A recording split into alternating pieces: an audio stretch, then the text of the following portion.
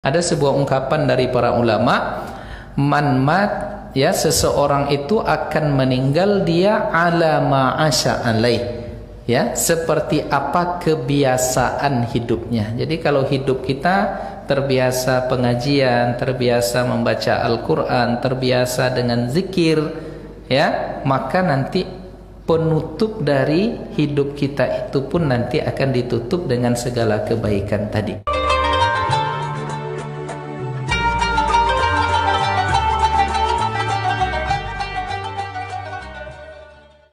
Mempersiapkan kematian ini penting, Pak, ya, karena kita tidak tahu kapan kita akan mati, ya, karena ini rahasia ilahi yang disembunyikan oleh Allah supaya kita bersiap-siap. Nah, apa yang kita persiapkan itu tentu adalah mempersiapkan amal, dan yang paling penting dari itu adalah, ya, dalam mempersiapkan kematian ini biasanya kita akan mati sesuai dengan kebiasaan kita sehari-hari.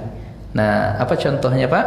Ada sebuah ungkapan dari para ulama, man mat, ya, seseorang itu akan meninggal dia ala ma'asya alaih, ya, seperti apa kebiasaan hidupnya. Jadi kalau hidup kita terbiasa pengajian, terbiasa membaca Al-Quran, terbiasa dengan zikir, ya, maka nanti penutup dari hidup kita itu pun nanti akan ditutup dengan segala kebaikan tadi. Tapi jika, ya, na'udzubillah, kita terbiasa dengan sesuatu yang sesungguhnya itu, ya, tidak baik, pun bisa jadi nanti Allah akan menutup, ya, ajal kita, umur kita, dan amal kita dengan yang demikian itu. Maka kita meminta kepada Allah, Allahumma khtim lana, ya Allah, tutuplah bagi kami a'marana, umur-umur kami, wa a'malana, dan segala amal-amal kami, ya Allah, dengan apa ditutup? Bi husnil khatimah, dengan, ya, penutup kenangan yang baik menurut Allah Subhanahu wa ta'ala. Maka itu kenapa Bapak Ibu kita, ya, harus selalu al-muwazabah, membiasakan yang baik-baik ini. Supaya apa? Supaya nanti yang baik-baik ini dia dimudahkan oleh Allah bagi kita untuk di saat kita menutup amal kita. Makanya contohnya hal yang sederhana adalah menjaga wudhu, ya, batal wudhu langsung berwudhu kembali. Apalagi, Pak, ya, di Pekanbaru ini, di negeri kita ini mudah mendapatkan air.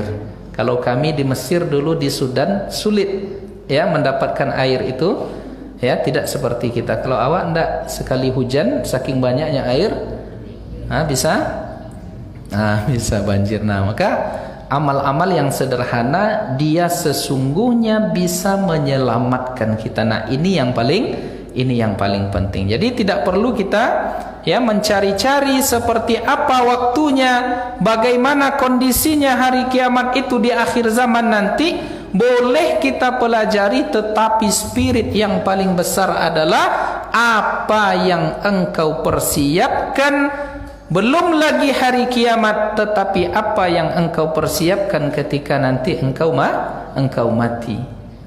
Maka kita, ya, amal-amal sederhana itu kita persiapkan pada hari ini, supaya ketika Allah datang menjemput kita untuk pulang nanti, ya, kita tutup dengan kebaikan. Di antaranya, ya, tadi wudu, dan di antaranya pula adalah membiasakan lisan kita berzikir kepada Allah Subhanahu wa ta'ala. Maka setiap malam itu, setiapnya sebelum tidur ada 3 zikir yang kita amalkan, ya. Yang pertama istighfar 100 kali, ya. Apa dalilnya?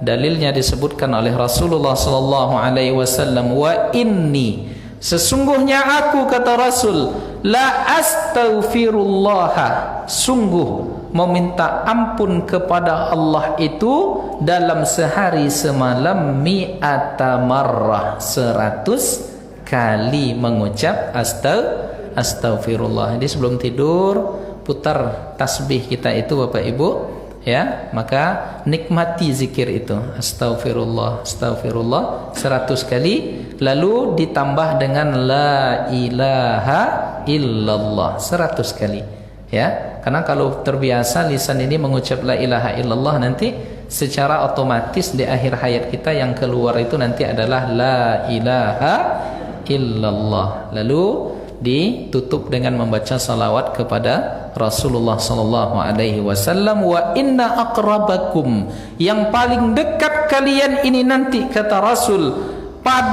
kepadaku pada hari kiamat itu adalah di akhirat nanti, orang yang paling dekat denganku adalah orang yang paling banyak bersalawat kepadaku. Nah, maka kunci segala persoalan hidup ini adalah selesaikan di antaranya dengan banyak bersalawat. Nah, ini iko yang untuk awak, Pak Ibu, ini yang untuk kita. Jadi kita tidak perlu mencari-cari ya seperti apa, bagaimana akhir zaman itu, apalagi nanti masuk kita ke pengajian-pengajian yang pada ujungnya banyak, kalau bahasa kawan-kawan kita, banyak cocok logi. Apa itu cocok logi, Pak? Mencocok-cocokkan, entah yo tidak, tetapi dicocok-cocokkan.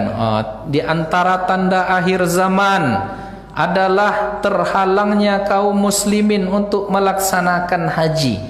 Lalu ditafsirkannya pelaksanaan haji terhalang itu 2020-2021. Apakah itu pemahaman hadisnya, Pak?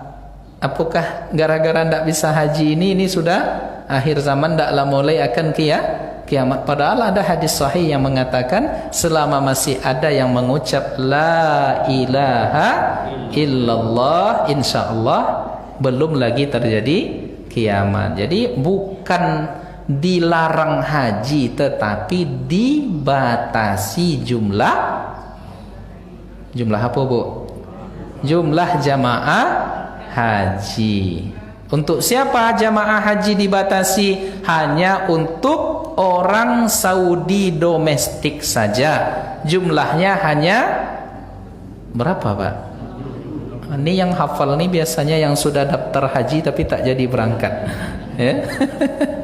Nah, maka 60.000 ditambah dengan ekspatriat yang ada di Arab Saudi. Maksudnya orang-orang luar yang bekerja di dalam Arab Saudi. Berarti bukan tidak ada haji, ada haji tetapi terbatas. Jadi jangan sampai kita mencoba-coba menafsirkan sesuatu yang sesungguhnya tidak seperti itu maksud dari ayat-ayat dan hadis-hadis ataupun ungkapan-ungkapan para ulama. Nah, makanya tentang fikih prioritas ini, betapa Rasulullah itu pandai dia. Ketika ada salah seorang datang kepada Rasulullah sallallahu alaihi wasallam, "Ya Rasulullah, wahai Rasul, aku salat, aku puasa, aku membaca Al-Quran, aku sedekah, aku zakat, tetapi izinkan aku satu hal." Apa dia? Kata Rasul, maaf cakap, izinkan aku berzina. Lalu apa jawaban Nabi Muhammad sallallahu alaihi wasallam ketika itu? Nih kan orang nih maaf cakap kan kurang ilmu. Kurang ilmu, berani meminta sesuatu yang haram kepada Rasulullah sallallahu alaihi wasallam. Rupanya menanggapi pemahaman umatnya yang seperti ini, ternyata kalimat-kalimat bid'ah tak perlu. Padahal yang dimintanya ini maksiat, Bapak Ibu. Tak perlu Rasul mengatakan, oh ini bid'ah, tak perlu. Oh ini fasik, keluar dari keadilan, keluar dari ketaatan, tak perlu. Tetapi apa bahasa Nabi Muhammad sallallahu alaihi wasallam? Jawaban Rasulullah ketika itu adalah menandakan cerdasnya Rasul ini dan pandainya Nabi memberikan prioritas yang baik. Aradita ayyakuna dzalika fi imra'atik, ridho ndak engkau kalau itu terjadi ke istrimu? Ridho ndak engkau jika itu terjadi di makmu? Ridhokah engkau jika itu terjadi kepada anak perempuanmu? Kalau awak lah disentuh yang seketik itu biasanya Pak, diganggu anak gadi awak de orang Pak, relakah atau marah? Dijawabnya anak awak malam minggu, anak gadi awak malam minggu, deknya bonceng. Abok lah, memang zamannya mode itu kini. Tapi pulanglah beko jam-jam 2 boleh malam. Diizinkan. Ada enggak yang mode itu jamaah kau? Kalau enggak lah gagal kami jadi ustaz. Ya, pulang awak leh, enggak perlu awak ngaji. Ya, nah jadi ada orang yang seperti itu. Nah maka disentuh oleh Rasulullah titik di mana kita akan cemburu. Nah, makanya di dalam hadis lain dikatakan oleh Rasulullah sallallahu alaihi wasallam, ad-dayyus, orang yang dayyus itu tak merasakan baunya surga seperti apa orang yang dayyus itu, alladzi yuqirru su'a fi ahli, yang membenarkan membiarkan terjadinya maksiat di tengah anggota keluarganya. Pacaran anaknya dibiarkannya, ya, nonton bioskop anaknya sama yang lawan jenis dibiarkannya, ya, berkumpul-kumpul di tempat yang tidak joleh anak-anak gadihnya dibiarkannya, tak pakai jilbab anak gadihnya tak ada rasa malunya. Nah maka orang yang seperti ini tercerabut urat malu itu dari dirinya, maka dia tidak akan bisa merasakan wanginya surga. Dan Rasul menyentuh titik itu, relakah engkau itu terjadi kepada anggota keluargamu yang perempuan? Maka saat itu ia tersadar Bapak Ibu, oh tidak. Nah lalu Nabi mengatakan, indah sekali pesan Rasul, begitu juga orang lain yang akan engkau zinai. Jadi kalau engkau berzina, pasti ada yang tidak ridha dengan perbuatan ini. Cuba bawa ke diri awak, ya. Ketika awak menggunjing orang, mau tak kita digunjing? Ketika kita menzalimi orang, mau tak kita dizalimi?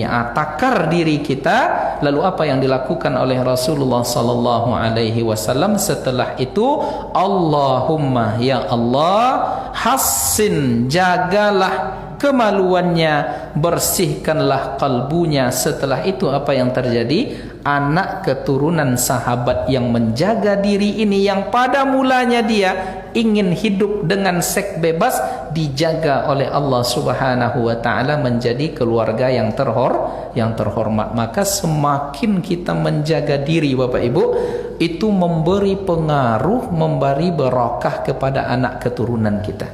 Makanya hadir kita pengajian, mengaji kita, bertambah ilmu kita, ya, semakin baik amal kita. Ternyata kebaikan orang tuanya ini menjadi pemberi efek kepada anak keturunan nanti.